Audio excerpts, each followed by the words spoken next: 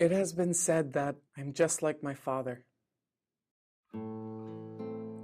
This might explain why most days I dress up in my mother's clothing.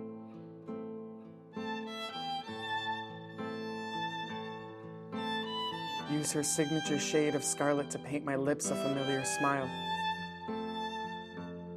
I do not use her signature trick of turning her heart inside out the way she showed me, to wear her softness as bulletproof vest.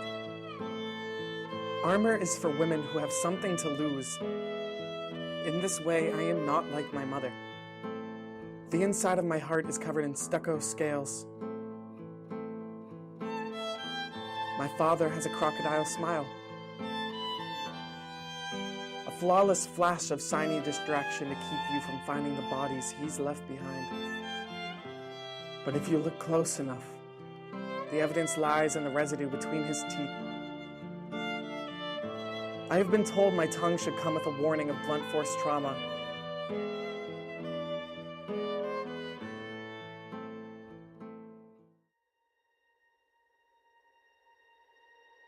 It's true.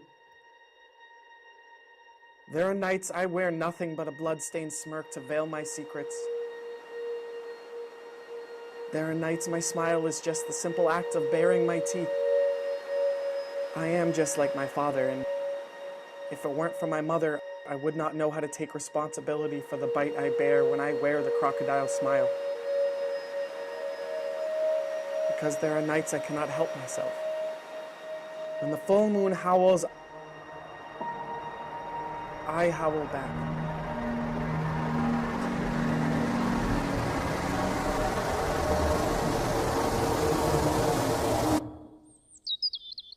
I am the daughter of nature versus nurture. Each verse from my father is a love letter to my mother.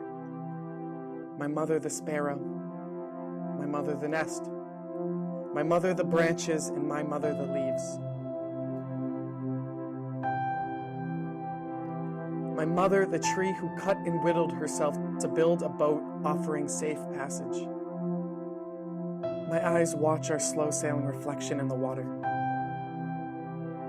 In its stillness, it's almost impossible to tell if the tiny yellow lights scattered across its surface are mirrored stars or crocodile eyes. But my basic instincts are well acquainted with the sensation of nature's gaze fixated on me. When my father tells me I am beautiful, I always hope it's because I remind him of my mother.